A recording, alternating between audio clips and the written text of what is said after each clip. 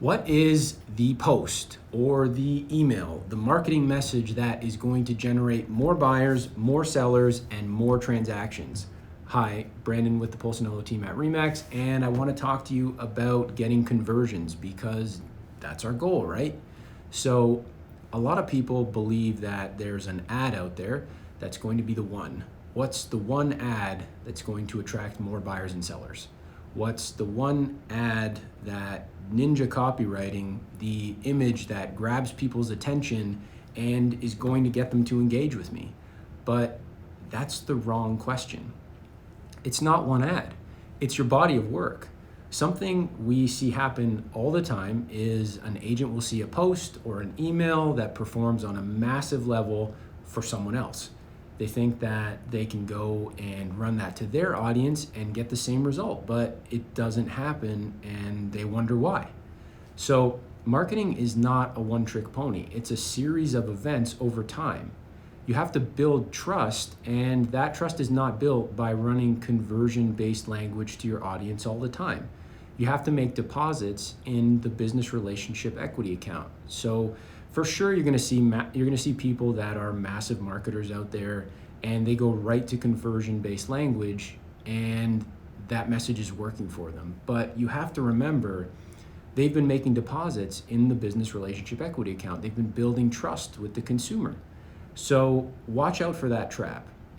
If you get an email or you land on a post that's written really well, something that gets you really excited, and then you get let down when you copy it and it doesn't perform well, it isn't you.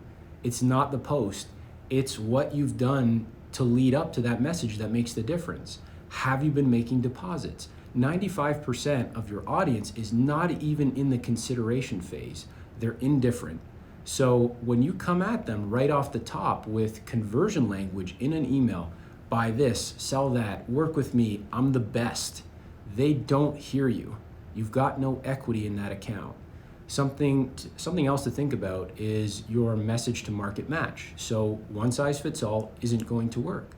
Do you pay attention to who your audience is, the language that they use, how they interact, and when they interact? The language, the words, they are so important because you need to mirror them back to your audience. This is how you're going to create a psychological and emotional bond with your audience. And if you can build that by echoing the words back that your audience is using already, you're miles ahead of the guy that's using some scripty sales dialogue. You're letting your audience provide you with the script, the language patterns that are going to resonate with them. This leads to you spending less money and getting better conversions versus someone who's going to blow huge dollars on some salesy script. Whether you are trying to attract buyers or sellers or investors, you're building trust and creating bonds that are going to help you see the next steps. The other thing that you need to think about is the consumer awareness journey. So whoever your consumer is, where are they? Are they unaware? And by that I mean they don't actually have a problem that you can solve for them. They aren't thinking or don't want to think about buying or selling. They don't want something bigger or something smaller. They're just unaware.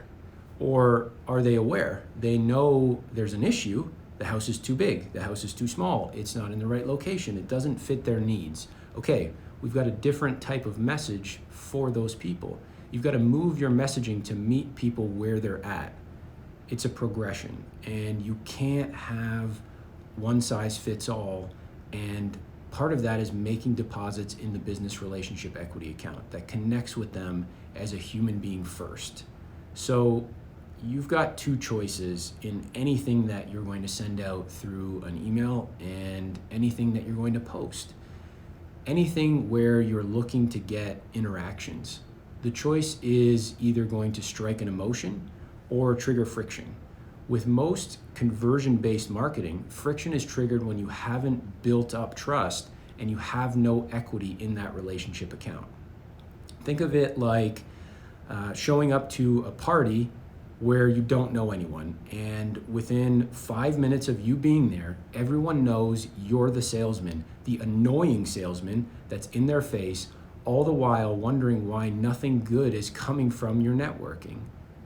When you get low open rates on an email, you get low engagement on a social media post, it's not that email doesn't work, and it's not the social media platform that you're using. It's your message. You're not meeting people where they're at. I hope you found this information valuable. You're going to find that if you actually pulled back on your calls to action in today's social media landscape, your results are going to improve dramatically. You can make calls to action, but you need to make more deposits. And when you make those deposits, you build more trust. The next obvious step for them to take feels natural and feels good for them to engage and become a conversion that didn't cost you a bunch of money and didn't create a whole bunch of friction. Have an awesome day.